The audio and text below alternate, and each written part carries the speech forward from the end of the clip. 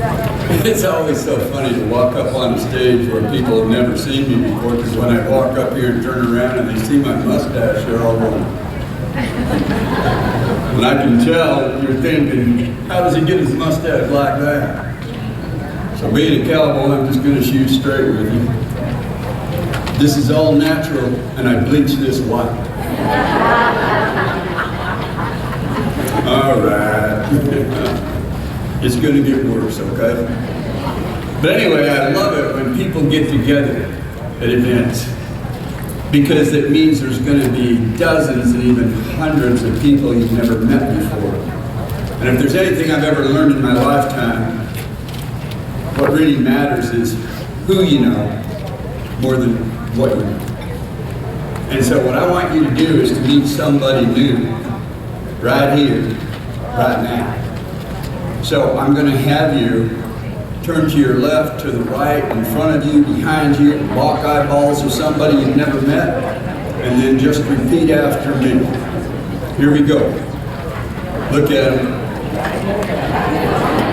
Now say, I sure am glad that I'm not ugly as you.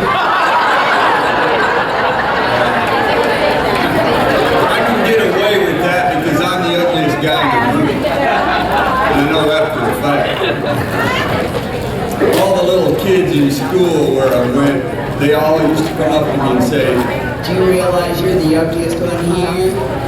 Honestly, they did that all the time. And finally I realized, I'm the ugliest? I'm the best at something, so I was happy. Anyway, a lot of people say to me, where are you from? And it's too long a story to get into right here, because I do a 3-hour presentation in countries around the world. Coming back to the U.S. finally. This is my first time in quite a while. Because the Food and Drug Administration and others arrested me for what's right here in front of us. I learned the hard way. Got to use a certain language, then you get away with it. But anyway, I was born in Star Valley, Wyoming. What's all that drumming and echoing? Do you hear that? Oh, he wants that to do that? Okay. You're okay with it? Anyway, I was born in Star Valley. My dad and his brothers were all miners. And so they eventually moved out to the Sierra Nevada mountains. They were mining for gold and silver and stuff like that. And then there was a mining accident. We lived out there on the mountain. I don't know, for about 5 years. But before that happened, we lived in an old mining shack. And there were cracks in the wall. You know, it was just an old shack on the mountain. We were the only ones that actually lived there. And every morning, my job as a little kid was to get up, walk down the old dirt trail, and get the mail and the newspaper from my mom and bring it back up. And so that's what I did every day. Go walking down there, and every once in a while there'd be an old cowboy riding up on a horse. And they just always threw out little bits of wisdom. I remember one rode up, looked down at me and said, boy, don't ever kick a fresh turd on a hot day. And I looked at him like, what? So I tested it and found out he was right. So my mama from then on called me Damn It Don. So everybody has called me Damn It Don my whole life. It just caught on. So if you ever come see me and call me Damn It Don, I'm fine with that.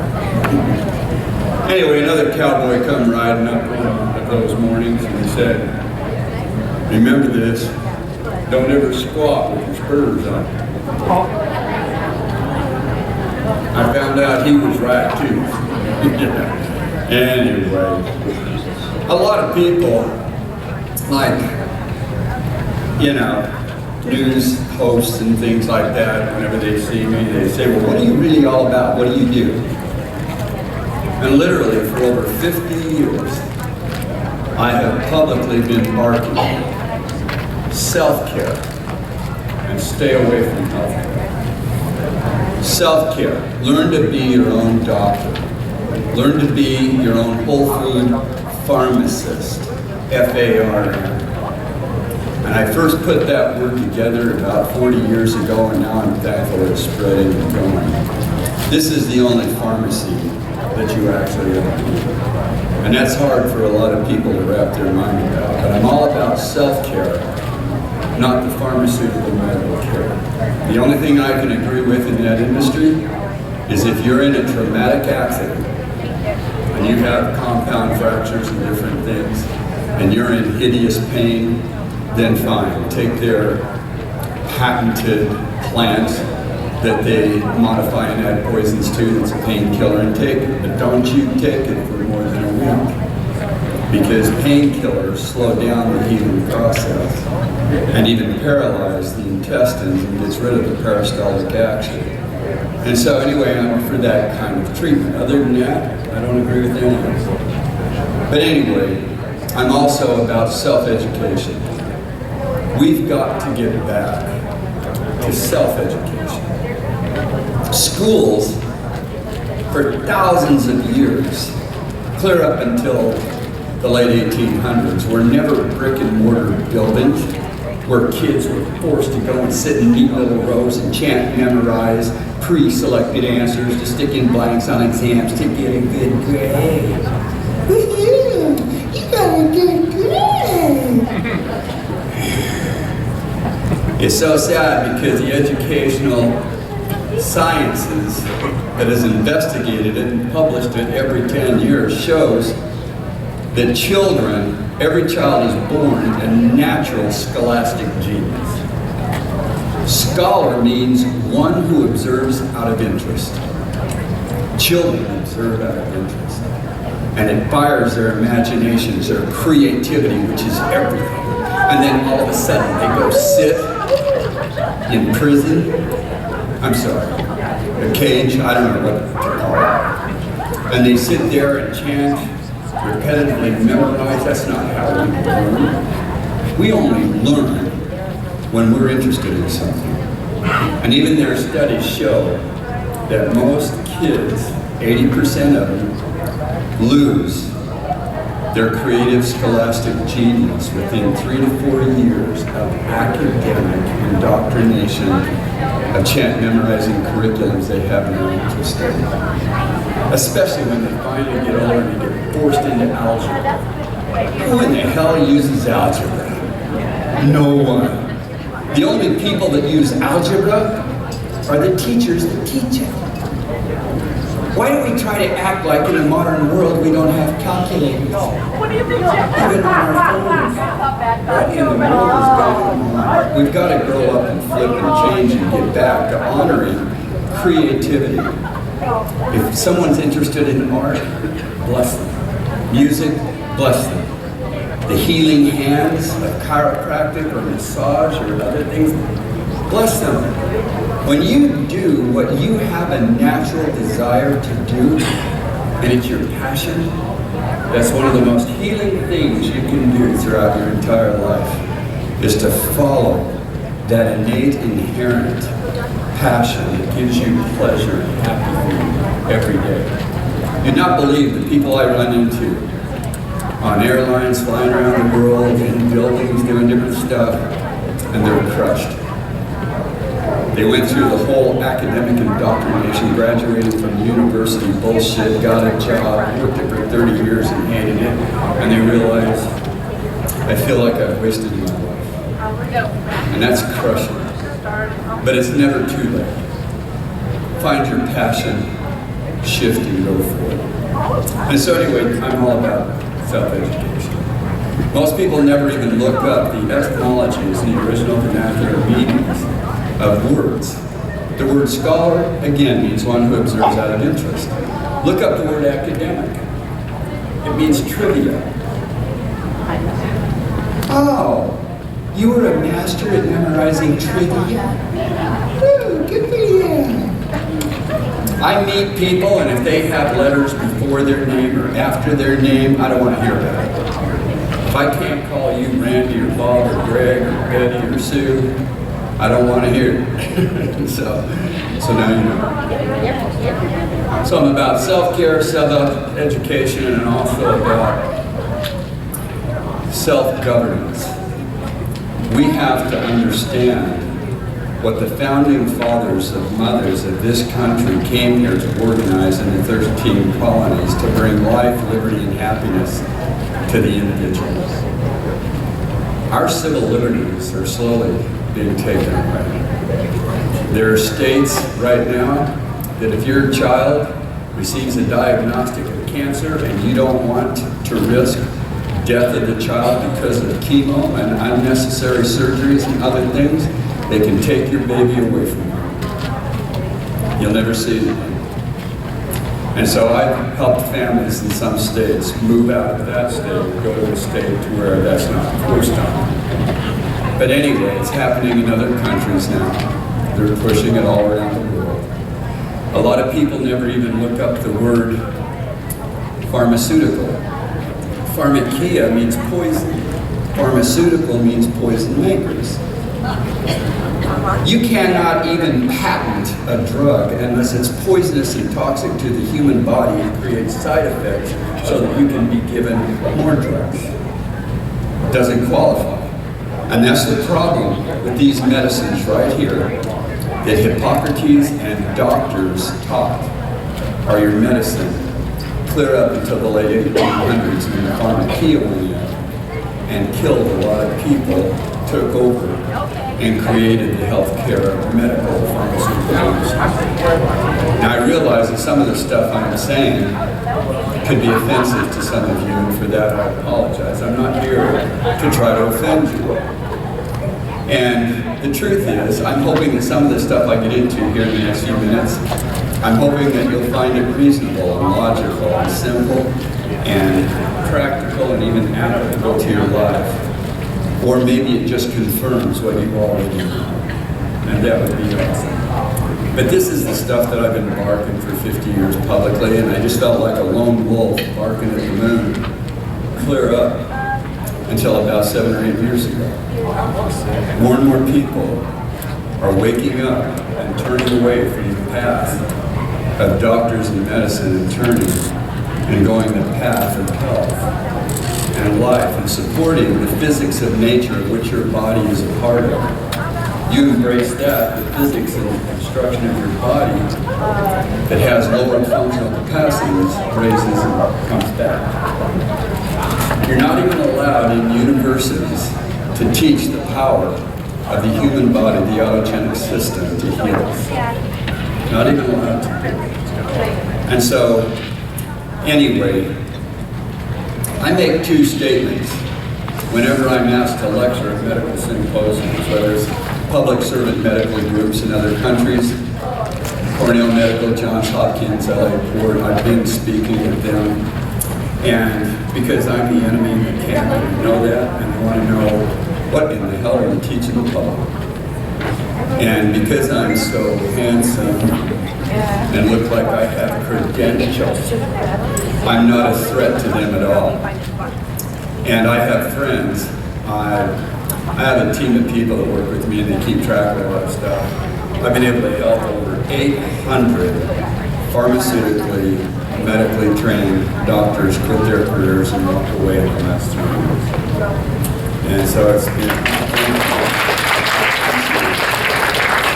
the sad part to me, and this has been going on ever since World War II, killing the doctors that leave the career of vocalists.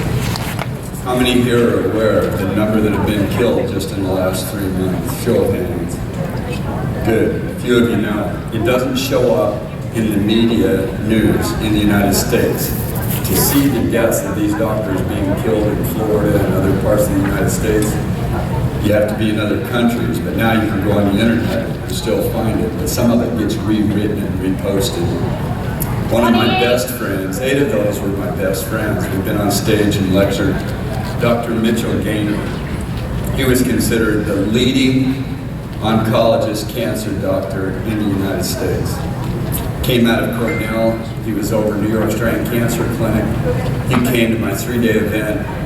He shifted and went Whole Foods, vibrational sounds from the quartz crystal bowls and other things. Finally got him put into Cornell and Johns Hopkins. Anyway, he was shot and killed just, I guess it's been almost 6 or 8 weeks now, ago in his own backyard. And I hope that when you get a chance, if you go on the internet, look up some of what's going on. It's not good. And it's not new. It's been going on for several decades. But anyway, I'm going off on too much stuff. They said you got to take your 2-hour presentation and make it just 60 minutes, otherwise we'll get a hooker to pull you off stage. And I said, a hook? And she said, yes. And I said, looked at her and I said, does that mean you're a hooker? Anyway, they didn't appreciate it. But at least her husband laughed. Anyway, so a few notes are here. I've kind of gone a little bit too far on some of this stuff, but pharmakia means poison. That's why doctors can get a legal license to practice on you. I've been to the Library of Congress. I've gone through all the documents and records. This is clear back in the 1960s after going all around the world, literally. Jumping on trains without them knowing I was there, going to boats and promising them that I would mop and clean up and do whatever they wanted if I could just get to the next landmass. And I did all of that because I was so on fire about a little story I heard when I was a kid.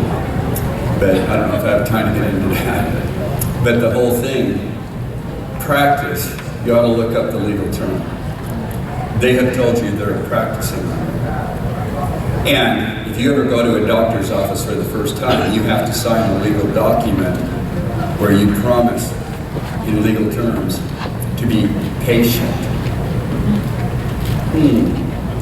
Patient with what? With the harm or death he may cause you or your loved ones. And most people don't even look into it. They can legally diagnose you now. Gnosis means knowledge. Dia means split, divided, and unknown. In course of law in the Library of Congress, diagnosis is literally defined as we do not know, we are guessing, and we told you so. And if you're ignorant of the terms of what they use, your ignorance is legal illicit consent for them to go ahead and practice on you as long as you sign and take full responsibility for any pharmaceutical drugs, surgeries, or radiation they do to you. You came to us, you wanted it to sign here. And for the last 3 generations of people, it has just been slammed onto the people through academic indoctrination at school and the media, and so there's such believers. The 2 statements I make at the medical symposiums before I even begin my lecture are these 2 statements, and I hope you grab it. Statement number 1. 9 out of 10 people who go to the doctor's office do not have a chronic disease condition. They have a simple functional disorder that would clear itself completely within 3 to 7 days if they did absolutely nothing. Did you hear that? Simple functional disorders that are discomforts, but they got rid of discomfort and call it dis-ease. But they don't tell you what dis-ease or discomfort means. It's a mystery. Diseases are a mystery. Come on in. I have 15 years of training. I can give you the right poison. Then I can do surgery. Then I can do chemo. Then, once you're dead, next. And I know I'm being offensive, but the whole thing, that's statement number 1. Simple functional disorders that occur themselves within 3 to 7 days if you did absolutely nothing. But people are just so, I gotta go to the doctor. How come? Oh, my fingernail right here, it hurts and I don't know why. How am I gonna know unless I go to the doctor? They're so addicted. I've met people that go to doctor 3 and 4 times. And so the statement number 2 is this. The 1 out of 10 that go to the doctor that actually has a chronic disease condition, 99% of the time have that disease because of the side effects of the toxic poisonous drugs they were put on when they went to the doctor in the first place for the simple functional disorder. They create disease. A healthy nation means a bankrupt pharmaceutical medical industry. They create it, and they know the poisons. They've tested it on people, on monkeys, on animals, and they put it into soda pop, they put it into packaged foods, they put it into animals by injecting them, and they promote murdering animals, slicing them up, eating their dead bodies. It's so healthy. That's where you get your protein.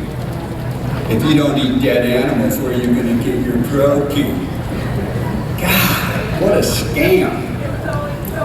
This is published in their own research, and our ancestors knew it, they taught about it. The word protein comes from proteus, the Greek proteus, which means first source. There's only one first source of protein, plants. Second source is vegetarian animals that eat the plants. You kill them and eat their dead bodies. That's secondary.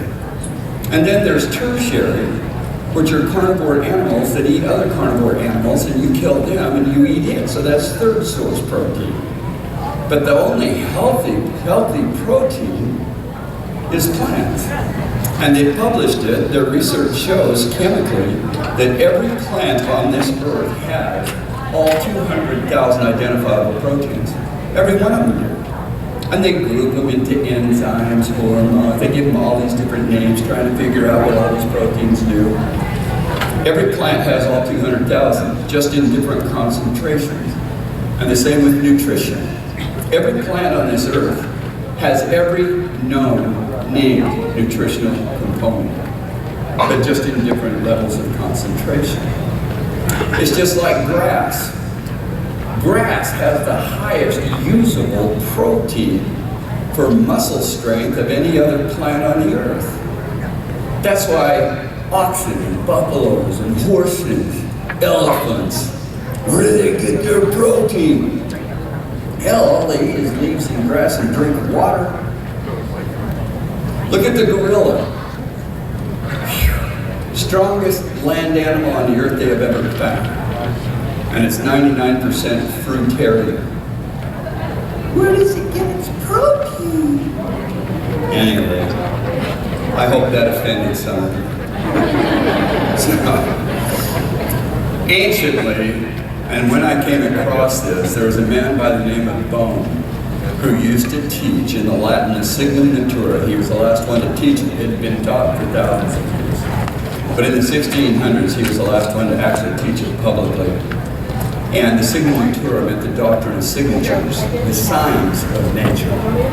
And it was the women healers of the ancient world who discovered and found medicines as food. It was always the women that were the healers.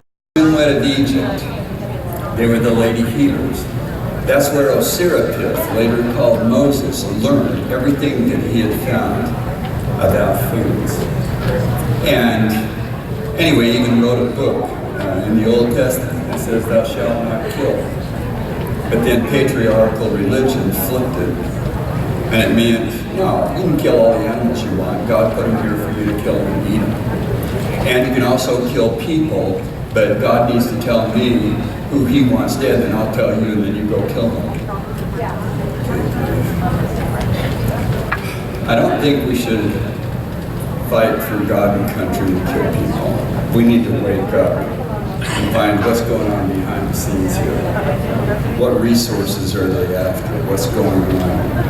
Who's funding this whole thing? But these plants are your medicine. So the science of nature came down, and they knew it. And it's been tested when I've lectured at research and medical symposiums, and now it's published in their own literature. But it doesn't come out in the medical training at the universities for the kids studying doctrine. If it looks like the heart, and it has 4 chambers, just like the heart has 4 chambers, then it's good for them. And it's so interesting because it's just like the tomato. In Australia, I have to say tomato. And I'll be back down there in 2 weeks, but anyway, the tomato, you cut it, it has 4 chambers, the top of it has a 5-pointed leaf, and we stand in a five-pointed star. All of the fruits botanically come from the pattern of a five-pointed star. And that's why they were considered to be the healthiest, most powerful foods on the face of the earth. The word fruit in the Hebraic and Aramaic language was wakim, and it meant to add splendor and life. Vegetable, I'm sorry, wakim was vegetable, and it meant to strengthen. Boaz was the fruit to add splendor and life. So fruits and vegetables were your medicines. They call some fruits nuts, but they're the fruit of the nut tree. Seeds were the fruit of grasses. And so they've broken it all out now, and so people don't know the difference between nuts and fruits and all that stuff anymore. But anyway, good for the heart. And they did chemical studies, and this is published. They found out that this is in the shape of the heart of strawberry, have lycopene. Have you heard of lycopene? They know that lycopene is good for the heart. Lycopene is Latin for it's red. They spent $5 million to find out that it's red. Yeah. This has anthocyanins. That's Latin for blue-purple. Anyway, it sounds so academically fabulous. Anything that comes in a head is good for your head. And that's what the ancients taught. And if you look at this, you can see veins and arteries running around. And they now know that cabbage, broccoli comes in a head, cauliflower comes in a head, Brussels sprouts look like a head. It's one of the best foods for the brain in clearing brain cancerous tumors. But we'll get more into that in just a minute. Look at these. You see the arteries and veins? That's what it targets. This one targets the bloodstream and the blood capillaries into the brain and delivers the nutritional components that the brain has to have. If you pick one up and it's white, this one wasn't, oh, there we go. If it's white, that targets the lymphatic stream that goes up into the brain, all through the body, picks up metabolic waste, and helps to carry it to the intestines so you can poop it out the back poop. Is it okay to say poop in the United States? I don't know what you can say here anymore. Look at the celery. Celery looks like a bone, snaps like a bone, and now they know for a fact it's absolute bone food. And it targets the bones. It has 21% phytolytic or plant sodium. Your bones have to store at all times a minimum of 21% sodium. If you're on a low salt diet, thanks to the pharmaceutical industry that wanted salt out of people's lives, and they said, oh, salt creates, heart attacks and blood pressure and blah, blah, blah, blah. Salt was one of the most healing foods of the ancient world, and they knew it. And now researchers are waking up and saying they were right. Salt is the electrolyte of all 10,000 trillion cells that constructed your body. They have to have salt. And if you don't have enough salt, you're going to wind up with weak bones. You're going to be told you have to have joint replacement. I've helped hundreds of people stop and not have joint replacements. And guess what? The bones heal, everything straightenens, and you're fine. You eat the foods that look like a bone, bok choy, celery, and you have enough salt in your diet. They wanted salt out of people's diet so that they could introduce penicillin and antibiotics. You have enough salt, you will not have pustulence and inflammation in the body. It clears it. Hell, in the ancient world, they even knew that if you had a cut and a wound and it became real pustulent, you just pack salt on it and wrap it. And it heals it. How many are aware that that works? 2 of you, that's pretty cool. I can see why I go to other countries. Anyway, potatoes. What a beautiful healing food. No, it's just starch. It turns into a carbohydrate. Don't eat potatoes, that's not good for you. Oh, really? God. Right under the skin, and that's why you don't peel potatoes. Don't peel them. Get the mineral layer with the skin. You can bake them, you can fry them, you can oil them, you can do whatever you want. And guess what happens? The particles of the potato, and they can see this now under electron microscopes, and they've proven that it's true. Those particles are not picked up by the bloodstream as nutrition. They go all the way through the circulatory system to the very end, to the tiniest little tubes called the lymphatic stream. Goes into there, goes through the body, and those particles bump up against metabolic waste, heavy metals, other chemical poisons in the body, swells up like a sponge and captures it, and takes it to the bowels and kicks it out of the house. I've had people in hospitals in other countries, mostly Australia and Western Australia, out in the mining industries and everything, taken into hospitals, told they were going to have an iron lung, have their lungs taken out, and they were just going to have to blah, blah, blah, blah. I go into there, talk to them. They start eating red-skinned potatoes. And you need to eat one, at least this size for each lung, and you do it every day. And you cut them into what looks like cookies. You squeeze fresh lemon juice on it and put good nature-made salt.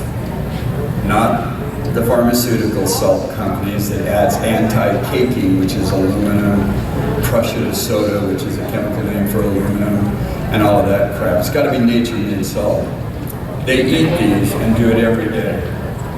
And every one of those people, within 4 to 6 months, are out of hospital and the lungs are fine. If you know of somebody that's been a smoker their whole life and they want to quit, and they want to clean their lungs, it's one of the best things they can do.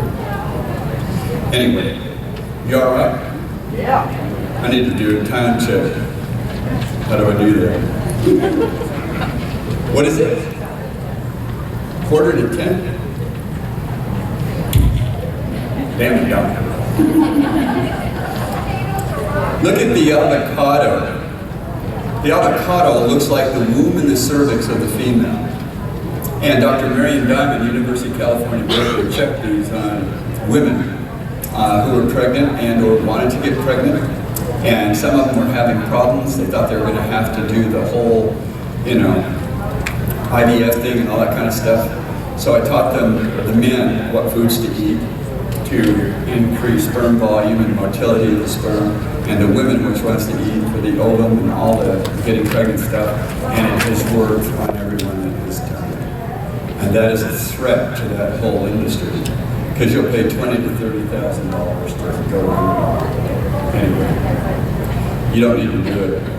Anyway, it's interesting. That's what they taught anciently. This had a feminine signature, a luminal cervix. It has one swollen seed in it, just like a woman who is pregnant. And guess what? It takes 9 months to grow an avocado from blossom to ripened fruit. Who made this stuff up? Those ancients were so brilliant. And then if the female will eat 3 to 4 avocados a week after pregnancy, the weight that she gained during the pregnancy will just slough off. And it's fascinating because the good fats deliver what the body needs, and it gets rid of the stored fats. Anyway, carrots, you slice them, they look like the pupil in the iris, they look round just like the eyeball, and carrots are good for your eyes. Most people have still heard that over the years, but who in the hell will eat carrots just to keep good vision? The problem with them is you have to chew them. People don't want to chew anymore. Stick it in a damn pill and let me swallow it. I'll wash it down with Coke Zero.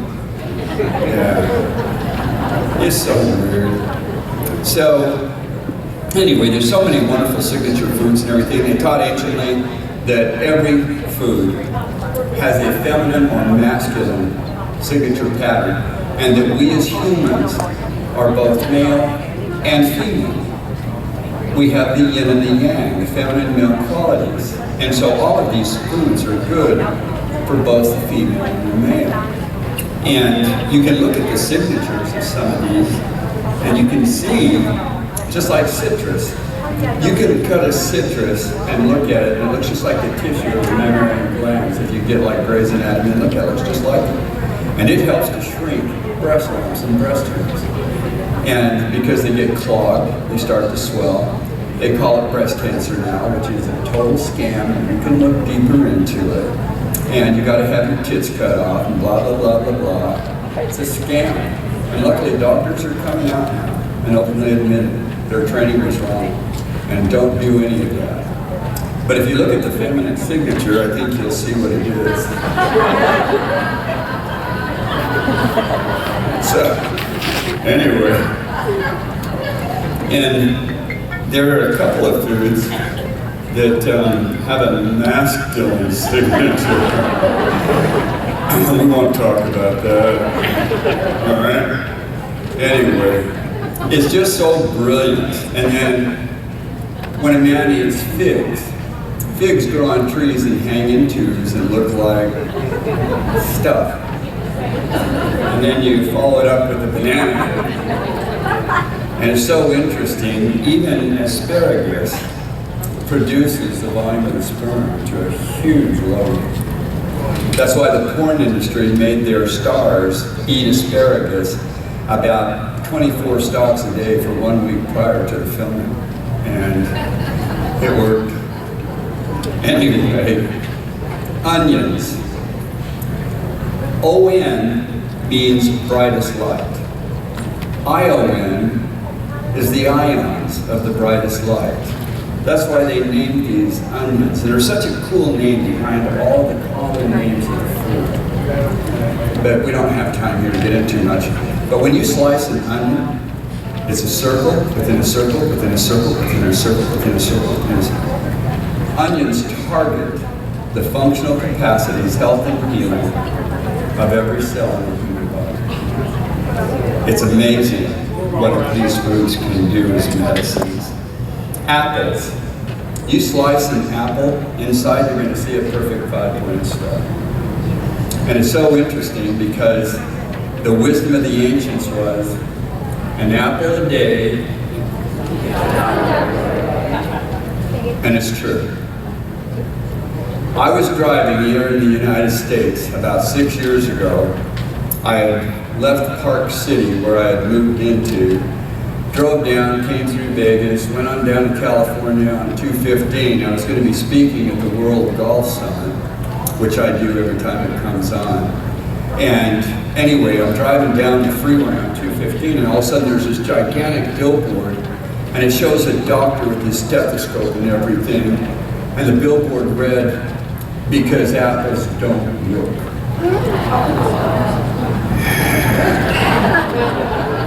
This being my life passion, I had to pull over and drink a beer. I had to relax. I'm driving down further, there's a billboard on the right-hand side, but this time it's a woman dressed in scrubs and a stethoscope. Because apples don't work. When I turned off I-15 on a 215 from the drive from there to San Diego, there were 8 of those billboards. I went to the summit, golf summit, I spoke, I did my thing. I left at 2 o'clock in the morning. And it's really weird because 4 of those billboards burned down.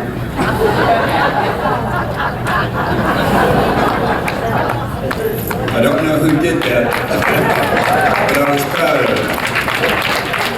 It was crazy. Anyway, I'm not even doing what I'm supposed to be doing. Oh, there was one thing I wanted to share with you. The ancients wrote, and it's in the ancient collections. I went into every major rare book collection at universities all around the world. I went to ancient arcane collections. that are now under lock and key. You can't even get into anymore, but at least this was back in the 60s, so I got to see them. And I was looking for a sacred meal that I'd heard about as a kid. But one of the most precious things that I came across, besides signatures and foods and the 7 principles of health that they taught, and handed down through the ages, math to cure. And the pharmacia hated those healers. They murdered the swim web. At the academy, at the Pythagorean Academy of Pythagoras, he was a vegan, and he ate that sacred meal that Daniel in the Old Testament ate, that my friends took me to a Sunday school class one time, because I wasn't a member of their church, and they talked about that story of that meal. And in the King James Version, it's called Pulse, and it's in chapter 1 of the book of Daniel. Anyway, that story blew me away, how those kids became stronger and brighter in their countenance and 10 times better than all the learned men in the king's, kingdom. And so I wanted to find Pulse. I thought, if I can eat that and get smart, hey, why not? So that's what set me on fire and going around. But one of the most precious things that I saw, and I had read it in hieroglyphics, it's in ideograms in some of the Oriental countries. It's on petroglyphs. It's even down in Machu Picchu, there at the Teocalli, the Temple of the Sun. And interpreted, what they taught was cosmos, which word means beautiful woman. They switched that in the late 1800s to be ordered beauty. And galaxy means mother's milk. That's why we live in the Milky Way. And then Gaia was Mother Earth. And that star out there was Father's Son. And what they wrote about this was the cosmos, the entire cosmos, expands and contracts over time. Galaxies expand and contract. Solar systems in their orbits expand and contract. And they even demonstrated this, 2 Polish guys in Poland 200 years ago, and they actually were able to show that it's the truth. That even our Earth goes into an elliptical orbit around the sun for about 40 to 60 years, then it goes into a spherical. When it's spherical, the Earth warms up, global warming. That's not caused by cows farting. Good grief. It's the spherical orbit. When I was a kid, we were in a place where they taught everybody we were in global freezing. Is anybody here old enough to remember the global freezing during that era? I even have copies of the magazines, or it's in the magazines. And the reason the global freezing went away was they stopped talking about it in 1974. But there's expansion and contraction all through the entire cosmos. And because we are a microcosm of the macrocosm, literally we are. And I wish we could get into the construction of what they taught about the body. But I haven't done my events here in the U.S. for a long time, and I want to put one together. And so if you have any interest of wanting to really go deep into all of this ancient wisdom, just come out to the table and leave your email address or something, and we'll let you know when we put the thing on. But the thing is, this Earth, they know the atmosphere expands and contracts. The oceans, they expand and they contract. True? Sometimes you go to the beach and it's shallow.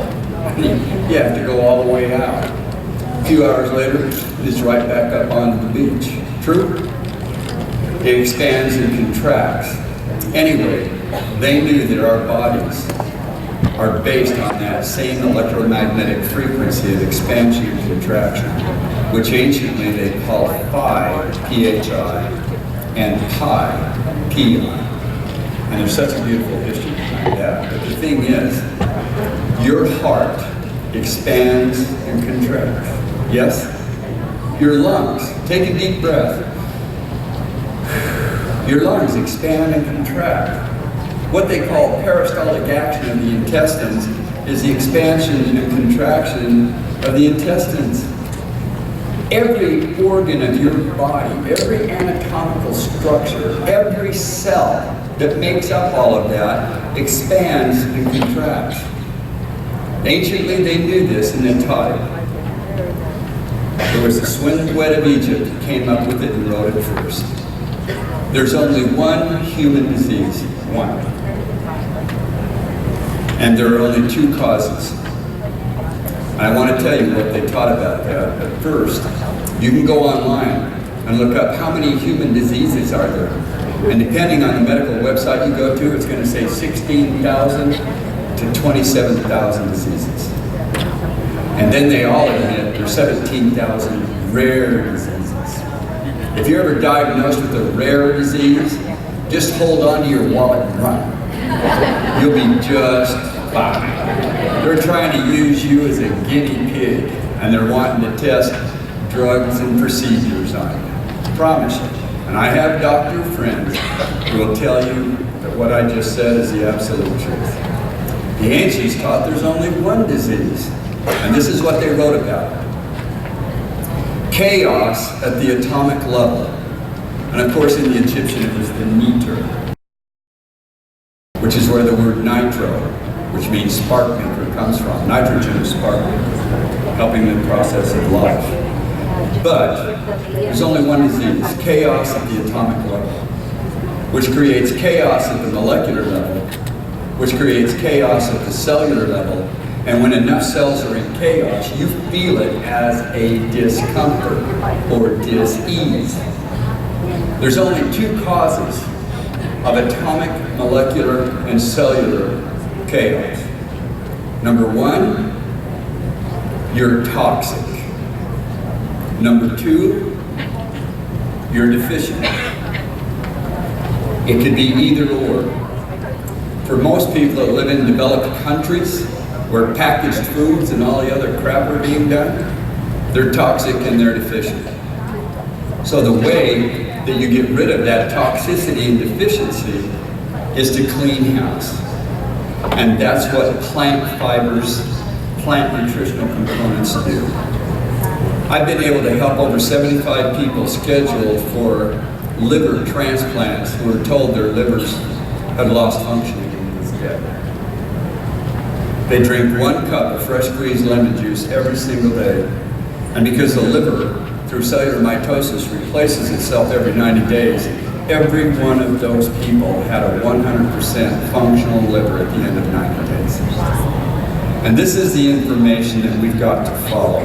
You can mix the juice into water, you can put it in other juices, you can do whatever you like. Personally, I would put it in beer. Walnuts, they have a left and right hemisphere.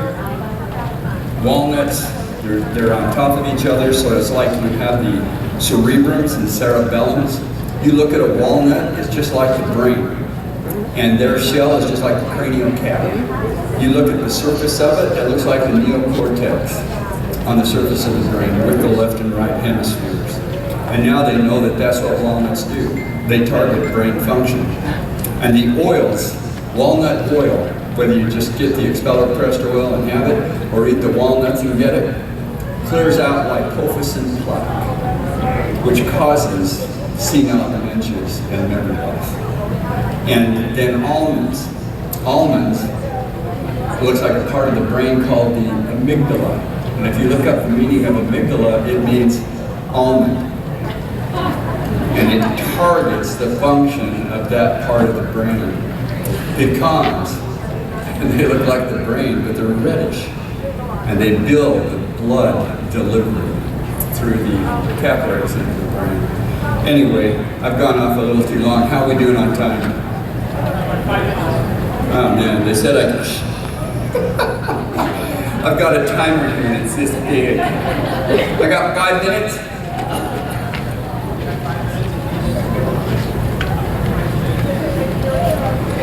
Yeah, here's what I want to do. This is not a sales pitch, this is simply an invitation.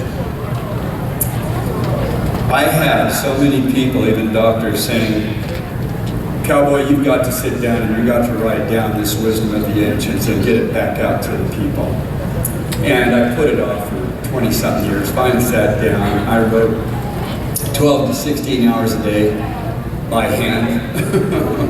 I had people type it all up. We put it together into a 2-volume set of books. They weighed 12 pounds. And I didn't realize we'd finally be in a society where no one wants to pack stuff around. You just go digital. And so we have the digital as well. But then some people are like me. They like to actually hold pages in turn. And maybe even fold the page over because there's something they want to remember or take notes and stuff. Anyway, volume 1, I call the treasures and nuggets of our ancestors. And it's in simple English, no made up 17th century medical Latin terms. And then volume 2 is A to Z, apples to zucchinis. And then it talks about a lot of the diseases that people are diagnosed with, some of the most common, and shows you the protocol to follow to heal yourself. And so these 2 volumes we have here. Then I came out with volume 3.